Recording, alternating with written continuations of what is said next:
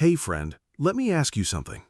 Have you ever looked at a billionaire like Jeff Bezos or Elon Musk and thought, they got lucky, they were born into money, they cheated, the game is rigged and I'm on the losing side? I get it. You look at your own life, the job you got with the degree you studied for, the credit card debt, the student loans, the expensive rent, the tiny savings, and wealth feels like a distant dream. You've probably even visualized your dream car, your parents' mortgage paid off, traveling the world, but then you sigh and tell yourself those will forever remain dreams, nothing more. What if I told you that you are wrong? What if there is an actual equation to wealth, a science behind how money works? What if you didn't have to abandon those dreams? I promise you I'm not lying, but I warn you, the road is tough. It's filled with struggle, ups and downs. It will force you to unlearn what society and the school system taught you. And honestly, many of you will not make it to the end. But for those who do, at the end of this road lies wealth beyond what you thought possible and the freedom of never worrying about money again.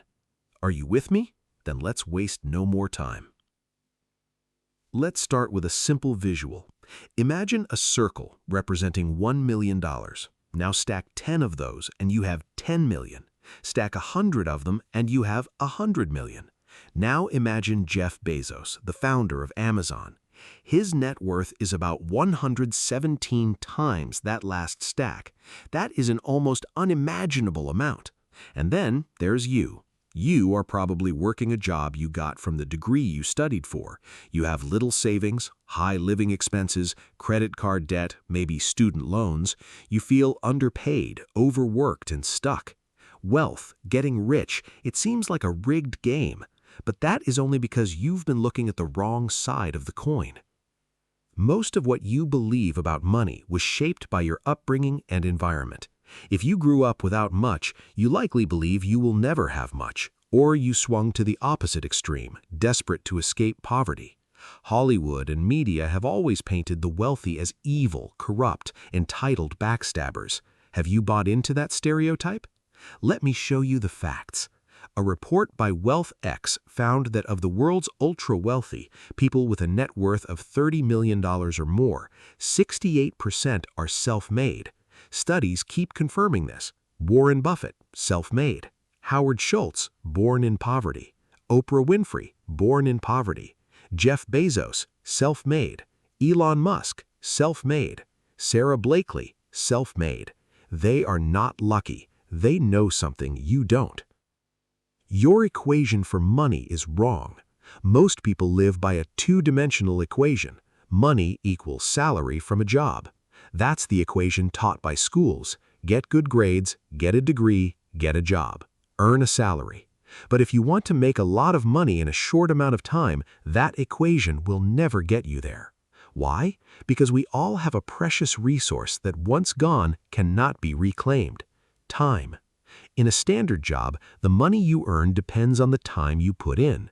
If you earn $20 an hour and work 40 hours a week, it would take you nearly 24 years to reach $1 million before taxes, expenses, and inflation. And by the time you get there, most of your time is gone. You traded your life for money, and not even a substantial amount. So how do the self-made millionaires and billionaires do it at such young ages? They have a better equation. They understand the truth about money in a capitalist society. You are paid in proportion to the perceived value that the market places on you. The market is you, your friends, your neighbors, your country. People complain that football players are overpaid, but for them to earn millions, there has to be a market for football. People must see value in it. The top players are paid generously because the market demands their talent. It's not about how hard you work. A cleaner who sweats all day is paid less than an accountant sitting behind a desk. Why? Because the market perceives the cleaner's value lower. The cleaner can be replaced by almost anyone. The accountant has scarce skills. But still, a job is not the right equation for great wealth in a short time. So how do you increase your perceived value? Here's the first step to the real equation of wealth. If you want money, stop chasing money. Chase problems. Solve problems. Let that sink in. Almost all money flows from this basic premise. If you solve a problem, money will be thrown at it. If it's $1 million problem, the solution will make you millions. If it's $1 billion problem, the solution will make you billions. Think of Amazon. It solved the hassle of going to stores, waiting weeks for deliveries, high prices. Jeff Bezos solved $1 billion problem and was rewarded accordingly. If you've been chasing money, you've been doing it backwards. Do not look for money. Look for problems. Find solutions to those problems. Then build a business around those solutions. But wait, you might be thinking, so I have to create the next Amazon, Facebook, or Google? I don't even know how to code. I don't have that kind of money. This is impossible. No, you're slipping back into old patterns. Start with a problem, any problem. Listen to the market around you. What do people complain about? What do they wish existed? What frustrates them? What is incredibly inconvenient? Can you solve that? Is it worth solving? The final step of this equation is finding a scalable solution. Your solution needs to affect a large number of people. Starting a restaurant is not scalable. You're limited to your local area and foot traffic. A franchise is more scalable. Software is highly scalable. Once built, you can distribute it infinitely online with minimal production or shipping costs. And be careful, does your solution require your time to generate money?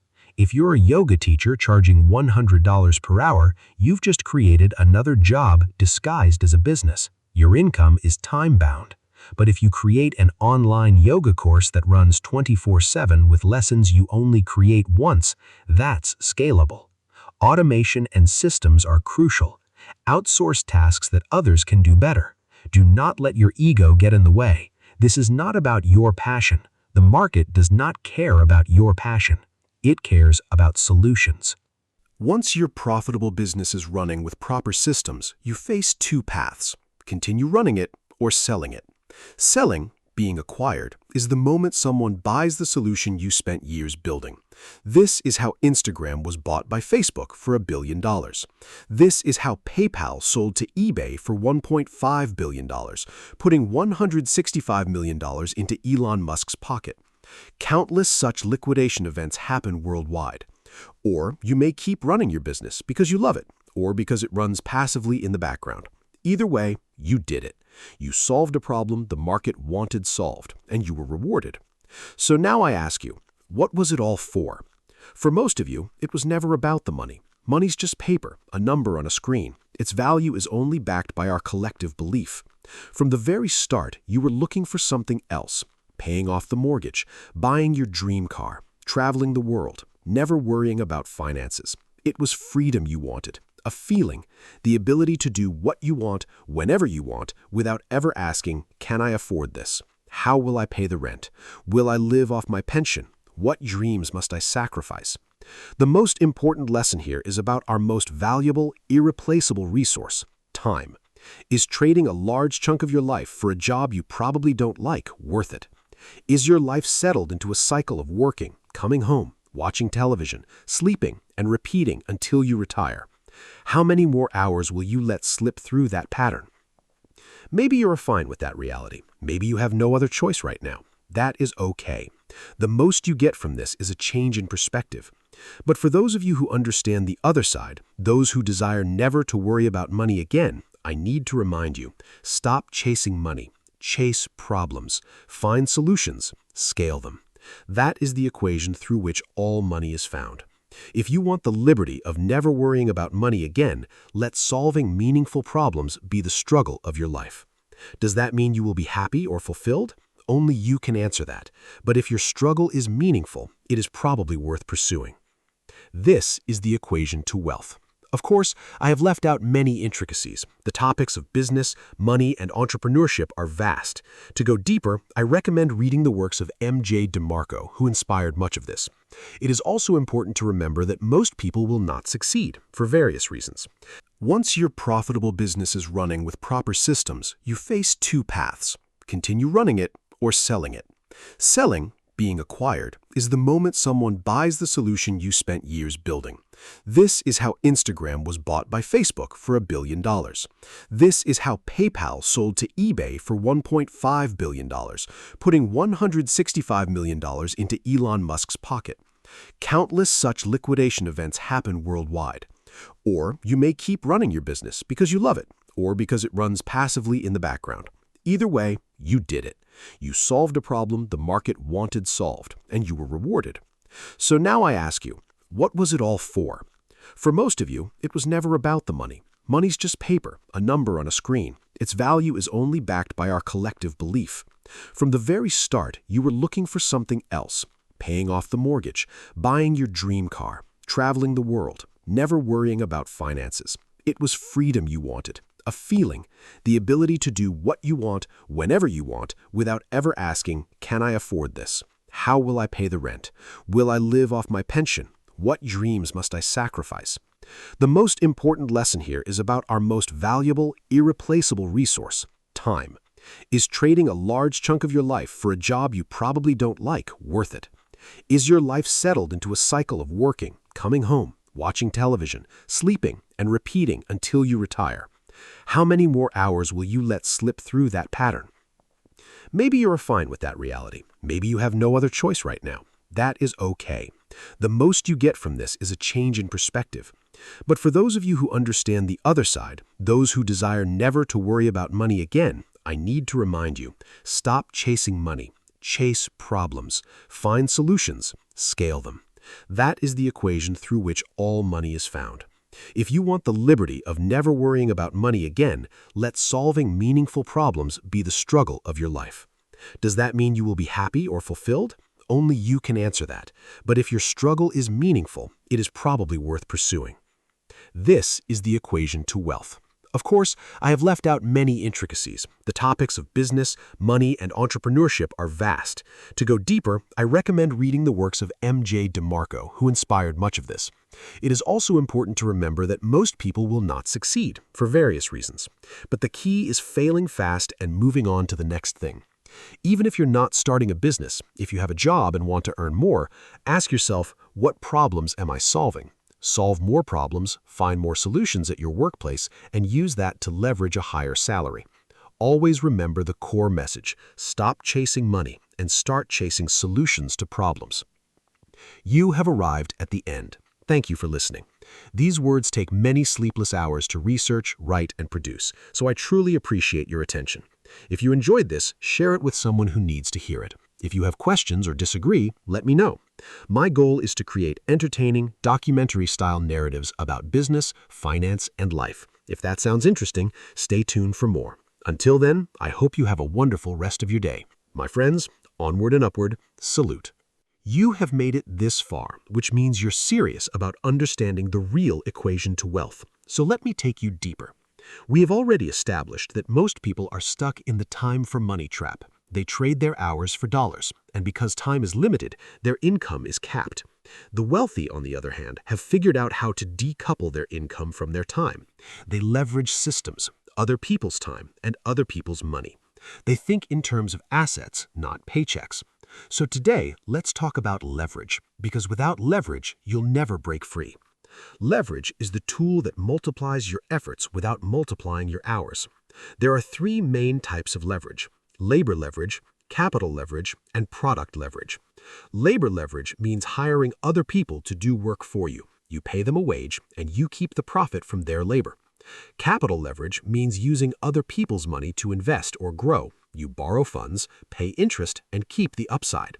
Product leverage means creating something once, software, content, a course, and selling it infinitely without additional work. Jeff Bezos used all three. He hired employees, he raised investor capital, and he built a platform, Amazon, that scaled globally. You don't need to build Amazon, but you must use at least one form of leverage to escape the time trap. Think about your current situation. If you stopped working tomorrow, how long could you survive? Most people answer weeks, maybe months. The wealthy can survive indefinitely because their assets produce income whether they work or not. That's called passive income.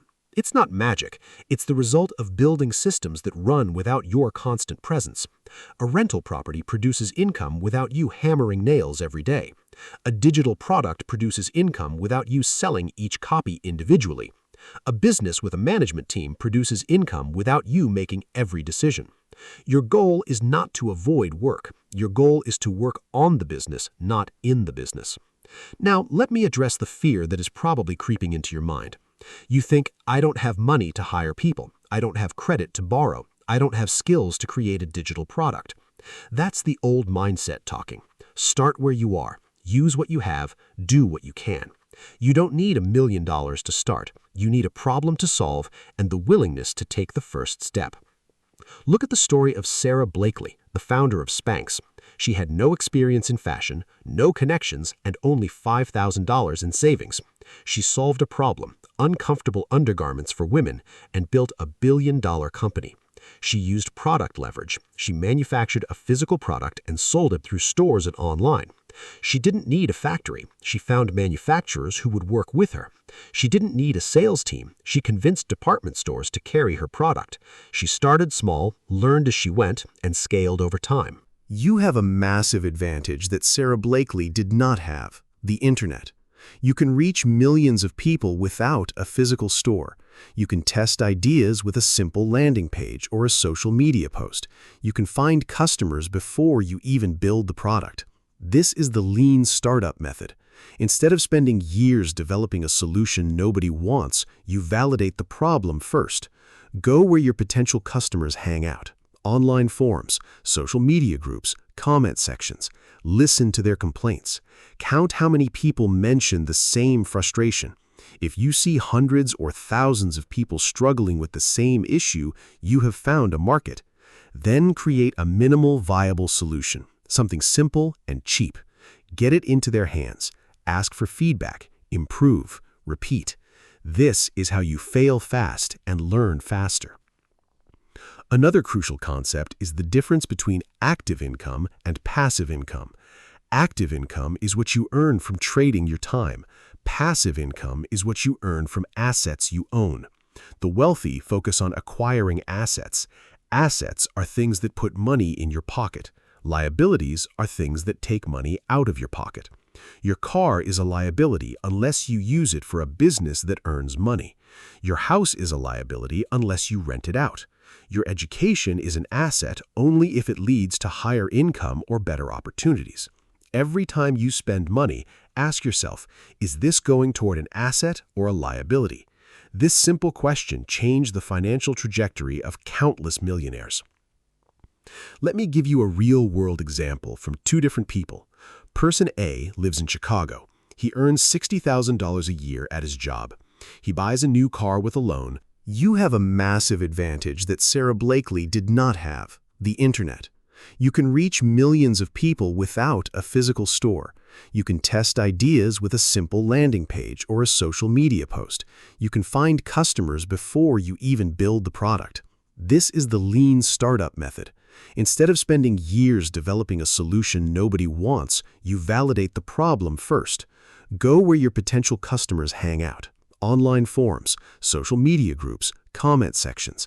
Listen to their complaints. Count how many people mention the same frustration. If you see hundreds or thousands of people struggling with the same issue, you have found a market. Then create a minimal viable solution, something simple and cheap. Get it into their hands. Ask for feedback. Improve. Repeat. This is how you fail fast and learn faster.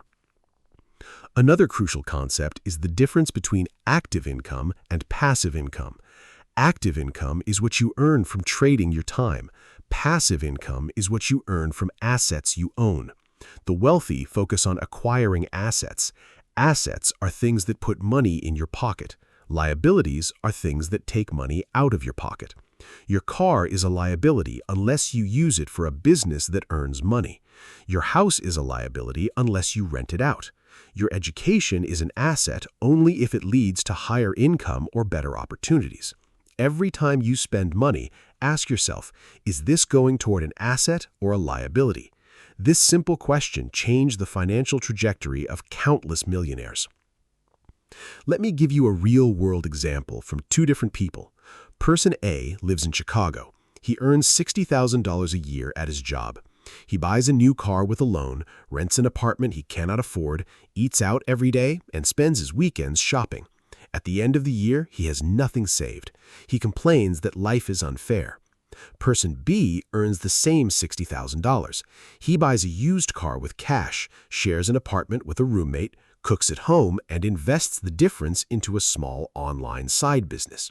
After 3 years, Person B has built a business that earns an extra $20,000 a year passively. He quits his job and moves to a lower-cost city like Austin, Texas, where his money goes further. Person A is still stuck. The difference was not income, it was choices. You are Person B if you decide to be.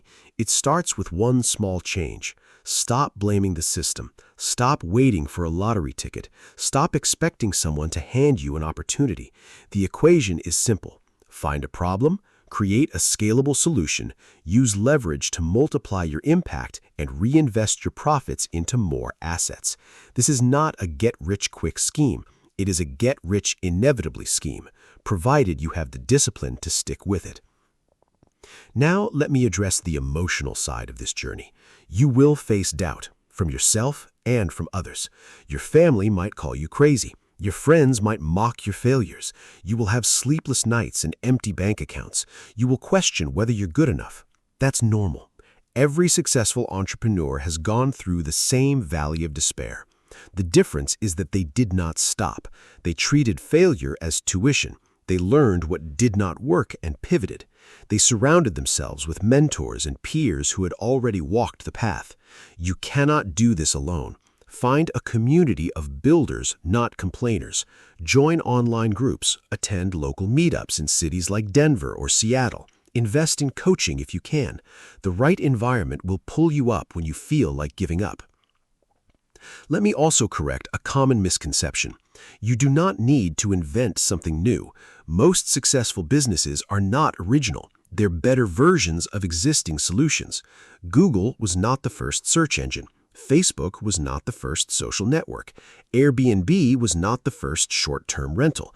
They simply solved a problem better than anyone else. They executed better. They marketed better. They served customers better. So don't waste time looking for a brand new idea. Look for an existing problem that is poorly solved and ask, how can I solve this 10 times better? Finally, let me tie this back to the resource that matters most: time. Every moment you spend watching television, scrolling social media, or complaining is a moment you are not building your future. You do not need to work 20 hours a day. Burnout helps no one. But you do need to be intentional. Treat your side business as seriously as your job. Dedicate 1 hour every morning before work. Use your weekends. Cut out activities that do not serve your goal. You'll be surprised how much you can accomplish in a year with just 2 focused hours per day. The road ahead is long, but the destination is worth it. Imagine waking up without the weight of financial stress. Imagine taking a month off to travel because your business runs itself. Imagine buying your parents that house they never thought they could afford. That's not a fantasy. That's a future built on the equation of solving problems, scaling solutions, and using leverage. You have the blueprint. Now the only question is, will you take the first step? Don't wait for the perfect moment. It doesn't exist. Start today. Start with one problem. Ask 5 people what frustrates them. Write down their answers. Pick one problem that resonates with you. Brainstorm a simple solution. Share it with those 5 people. Get feedback. Improve. Take one small action before you go to bed tonight. That's how every fortune begins. Not with a grand plan, but with a single step. You have the knowledge. You have the tools. The only missing ingredient is your decision. Decide that you are done being a passenger in your own life. Decide that you will build something that outlasts your fear. Decide that you will solve problems worth solving. And then, my friend, go. Start. Fail. Learn. Rise. Repeat. That's the equation. You see, the biggest obstacle between you and wealth is not a lack of opportunity. It is not the economy. It is not your background. It is your own conditioning. For years, you have been trained to think like an employee. You have been trained to exchange your time for a paycheck. You have been trained to value security over freedom, comfort over growth. That training was not malicious, but it was incomplete. Schools teach you how to be good workers. They do not teach you how to be owners. They teach you how to follow instructions. They do not teach you how to solve problems that thousands of people are willing to pay for. So the first step is unlearning. You must unlearn the belief that money is scarce. You must unlearn the belief that rich people are lucky or evil. You must unlearn the belief that you are not capable of building something huge. Let me tell you about a man named Carlos. He grew up in a poor neighborhood in Los Angeles, California. His parents worked multiple jobs. They were good, honest people, but they never got ahead. Carlos went to college, got a degree in business, and landed a decent job. He thought he had made it, but within a few years, he was miserable. The job was a grind. He felt underpaid and unappreciated. He had student loans, credit card debt, and a car payment. His dreams of traveling and helping his parents retire seemed impossible. One night, he watched a video similar to this one. He learned about the equation: find a problem, scale a solution. He realized he had been chasing money instead of creating value.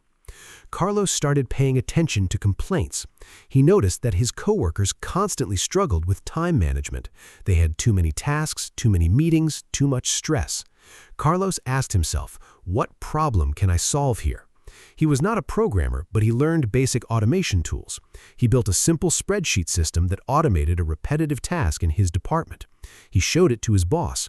His boss was impressed. Carlos did not get a raise immediately, but he gained leverage. He started a small side business selling similar automation templates to small businesses in his network. It was not huge money at first, a few $100s a month, but it was scalable. He did not need to trade hours for each sale. The templates were digital products, a form of product leverage. Over 2 years, Carlos expanded. He created a course teaching office workers how to automate their own tasks. He hired a virtual assistant to handle customer support. He built a website that attracted traffic through free YouTube tutorials. His side income grew to match his salary, then double it. He quit his job and moved to Austin, Texas, where costs were lower. He continued solving problems for the same audience. Today, Carlos runs a 7-figure online education business. He still doesn't code, he still doesn't have investors. He just started with one small problem and scaled it using product leverage.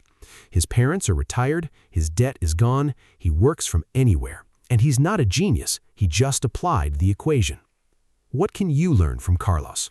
First, you do not need a revolutionary idea. He solved a boring problem, office automation. Second, you do not need to be a technical wizard. He used tools that anyone can learn. Third, you do not need to be young or rich. He started in his 30s with no savings. Fourth, you need patience. It took 2 years of consistent effort before he could quit his job. Most people give up after 2 months. They try a few things, fail, and conclude the equation is broken. The equation is not broken, their persistence is. Let me explain the concept of value units. In a job, you are paid for your time. You produce a certain amount of value per hour, and your employer pays you a fraction of that value. The rest goes to the business owner. That's fair because the owner took the risk and built the system. But if you want to capture more value, you need to become the owner. You need to create a system that produces value units without your direct involvement. A value unit could be a piece of software, a digital download, an hour of service from an employee, or a product sold on Amazon.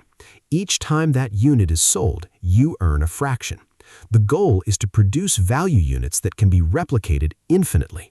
A software license costs money to create once, but you can sell it 1,000,000 times. A consulting call costs you an hour each time. That's not scalable.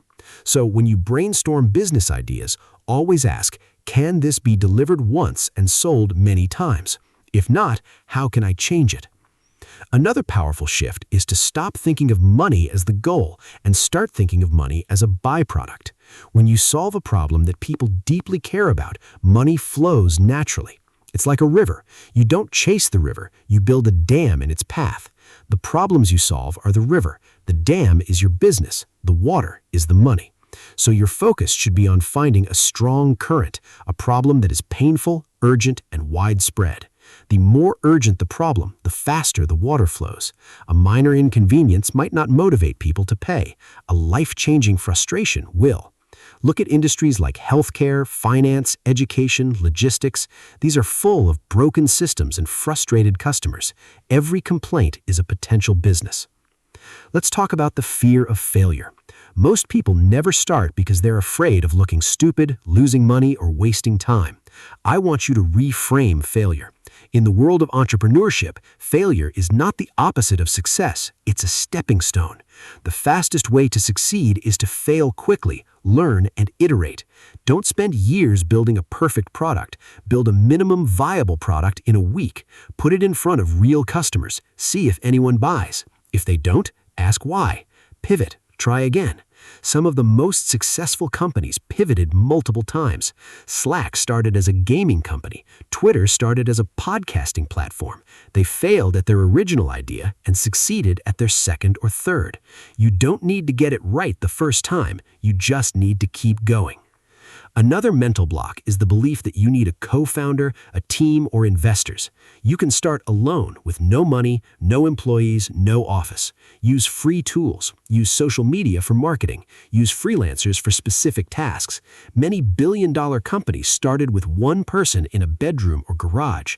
Jeff Bezos started Amazon in his garage. Steve Jobs and Steve Wozniak started Apple in a garage. Google started in a rented garage. The pattern is clear. You don't need a fancy setup. You need a problem you're obsessed with solving. Let me also address the role of mentors and books. You do not need to reinvent the wheel. Read everything you can about business, marketing, sales, and psychology. Study biographies of successful entrepreneurs, listen to podcasts, join online communities. The knowledge you need is already out there. The only thing missing is your action. Many people consume content endlessly. They watch videos, read books, take courses, but never execute. That is called analysis paralysis. Do not fall into that trap. Learning is useful only if it leads to doing. Set a rule. For every hour you spend learning, spend at least 1 hour doing. Apply one small concept immediately. Test it. See what happens. Now, let me give you a practical framework to start today. Step 1. Identify one problem in your everyday life. It could be something at work, something at home, something you notice friends complaining about. Step 2. Research whether others have the same problem. Go online, look at forums, social media groups, comment sections. If hundreds or thousands of people are complaining, you have a market. Step 3. Think of a simple solution. It does not need to be perfect. Step 4. Create a minimal version of that solution. If it's a service, offer to do it for free for a few people in exchange for feedback. If it's a product, build a prototype. If it's software, use no-code tools. Step 5. Find your first customers. Reach out directly. Post in those same forums. Do not be afraid to tell people you are solving their problem. Step 6. Listen to feedback and improve. Step 7. Charge money. Even a small amount. Money is validation. It tells you that your solution has real value. Step 8. Reinvest your earnings into scaling. This could mean advertising, hiring help, or building more features. Step 9. Repeat the process with new problems. That's it. There is no secret step 10. Wealth is built through this iterative loop, done consistently over years. The magic is in the execution, not in the plan. Let me take you to another city, Chicago, Illinois. I met a young woman named Jasmine there. She was working 2 jobs as a waitress, barely making rent. She noticed that many of her coworkers had the same problem, finding affordable, healthy meals during long shifts. Vending machines were expensive and unhealthy. Fast food was convenient, but made them feel sluggish. Jasmine started cooking extra portions of her own meals and selling them to coworkers at a small markup. She was not solving a billion-dollar problem, but she solved a pain point for her immediate market. As demand grew, she rented a small commercial kitchen space. She hired a friend to help cook. She created a simple website. She delivered meals on a bicycle. Within a year, she had a small catering business. Within 3 years, she had a full-scale meal prep company serving thousands of customers. She did not invent anything new. She just saw a problem and took action. The lesson is that wealth is not reserved for tech geniuses or Ivy League graduates. It's available to anyone who is willing to observe, act, and persist. Your environment, your city, your network, they're full of unsolved problems. Listen. Pay attention. The next million-dollar idea is not in a Silicon Valley boardroom. It's in the complaints of your neighbors, the frustrations of your colleagues, the inconveniences of your daily life. Now, I want to address the lie that you need to be passionate about your business. Passion is overrated. What you need is commitment to solving a problem. The passion grows as you see the impact you make and the success you achieve. Do not wait to find your passion. Build something useful, and the passion will follow. Let's talk about the financial side. You will need to manage your money wisely during this journey. Do not quit your job until you have a safety net. Keep your expenses low. Live in affordable cities like Houston, Phoenix, or Dallas if you can. Avoid luxury purchases. Do not buy a new car or a big house to impress others. Every dollar you save is fuel for your business. The wealthy understand delayed gratification. They invest in assets, not status symbols. You must adopt that same mindset. Another critical point is to develop sales skills. Many people are uncomfortable selling. They think it's pushy or manipulative. But selling is simply helping someone solve a problem. If you truly believe your product improves lives, it's your duty to sell it. Sales skills can be learned. Practice by talking to strangers about your solution. Learn to handle objections. Understand that every no brings you closer to a yes. The best entrepreneurs are excellent at selling their vision to customers, to employees, to investors. Let me leave you with a powerful exercise. Take a piece of paper. Write down the biggest problem in your industry, your neighborhood, or your online community. Then, write down 3 possible solutions. Then, write down 1 action you can take this week to test the simplest solution. Don't overthink. Don't wait. Do it this week. That action is the difference between dreaming and doing. Finally, remember why you started. You want freedom. Freedom from financial stress, freedom to pursue what matters, freedom to be generous to the people you love. That freedom is not given, it's built. It's built through solving problems, scaling solutions, and using leverage. It's built through discipline and persistence. It's built through one small step after another. You are not powerless. The game is not rigged. The equation is available to anyone who is willing to learn and apply it. Most people will not. They will return to their old patterns, their complaints, their excuses. But you have read this far. You have understood the message. Now the only question is, what will you do next? That story begins in your next action. Choose wisely. Act now. Your freedom is waiting.